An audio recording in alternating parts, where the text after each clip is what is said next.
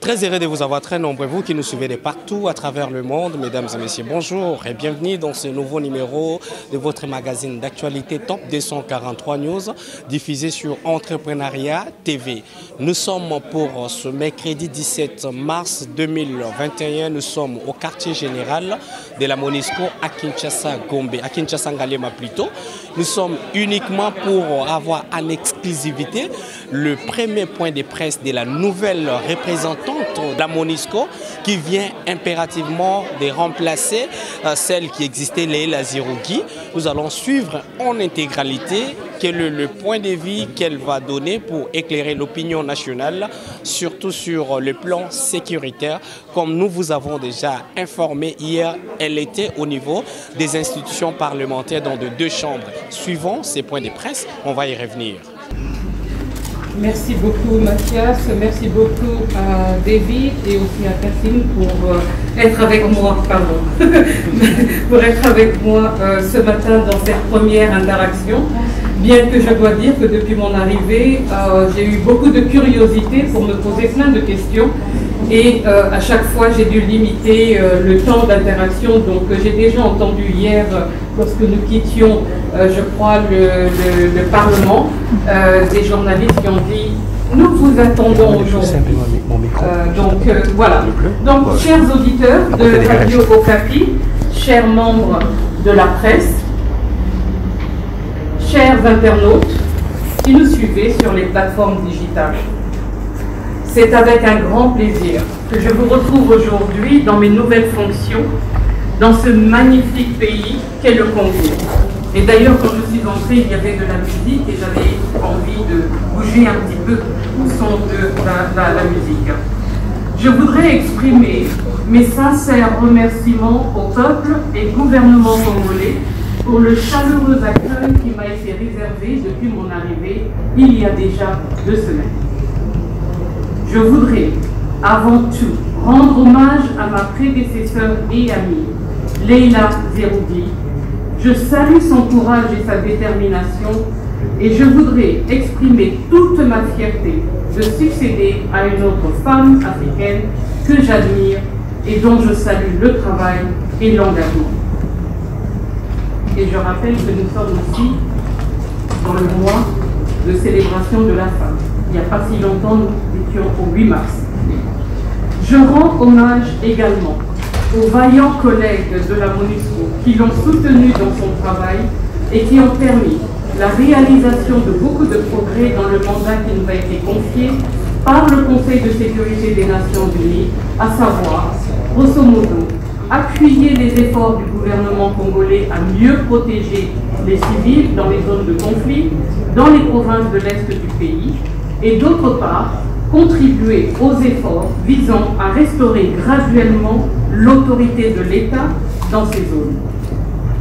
Je viens donc en République démocratique du Congo avec un sens aigu de la responsabilité qui est la mienne, des défis qui m'attendent et pleinement consciente des attentes des autorités congolaises, mais aussi des aspirations de la population congolaise.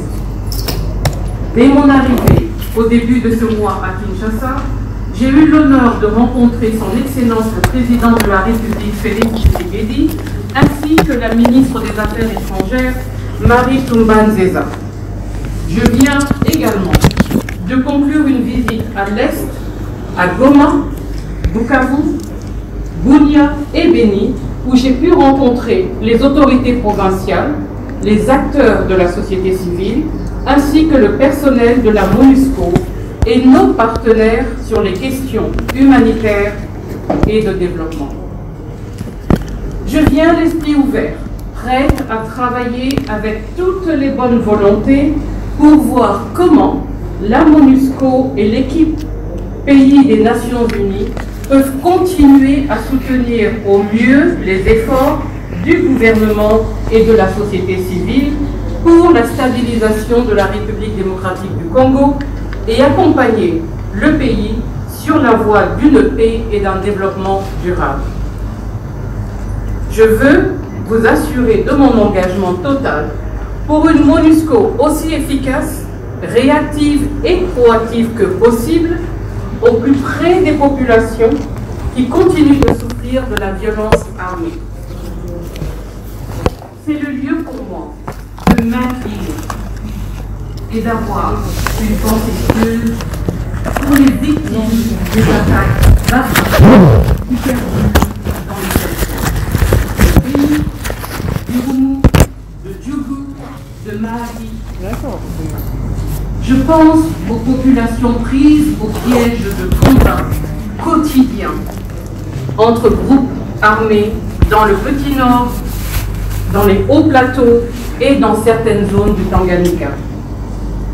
Rien, vraiment rien, ne saurait justifier cette violence qui touche en premier lieu les femmes et les enfants.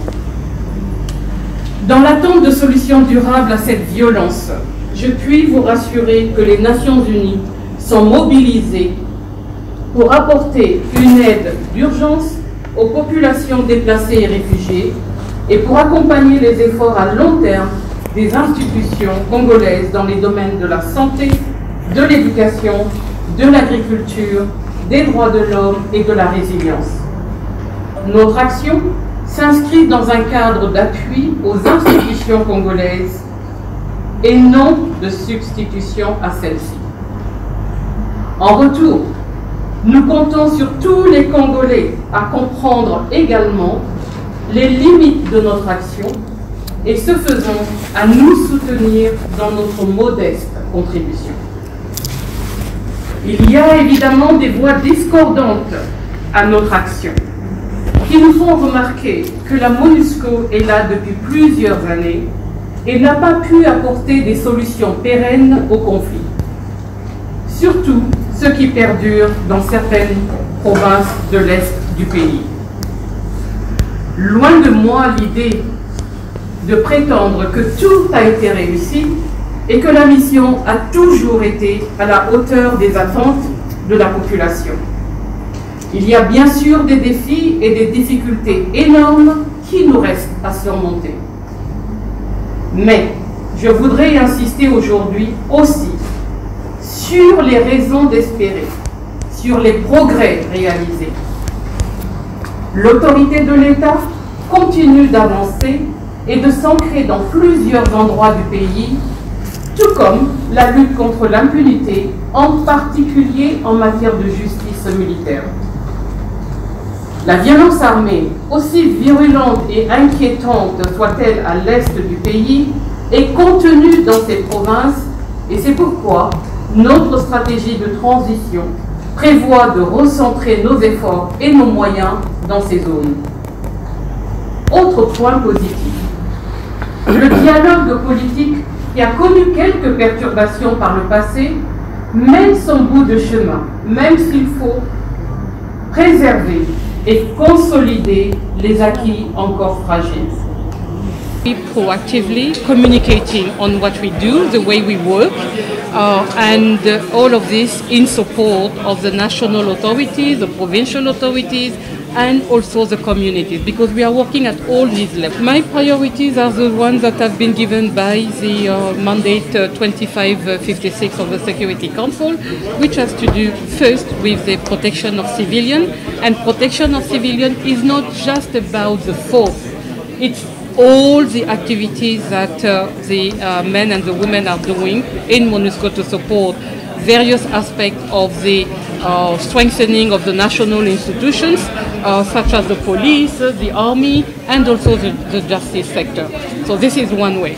And the second has to do with stabilization, and this is done in conjunction with the agencies, funds and programs, the UN, the United Nations country team, and some aspects of the response have to do with the humanitarian country team, because there is a dire need of support and relief to the population. And so these are some of the things that we do.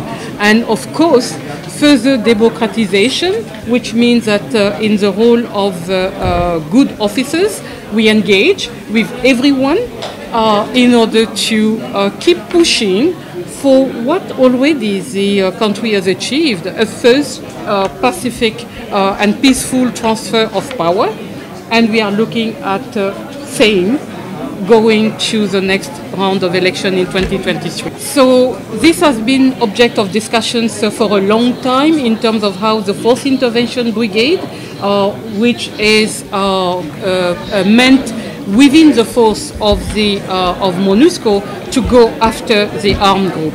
So this is how, and as I said in French earlier, they are working in enhancing their own capabilities and the equipment and the way they are organized in order to support the operations that the army and the police are doing in pursuing the forces. Excuse me, madam. In the part of the history of Democratic of Congo, you know that one who has been here, Madame Zerougi.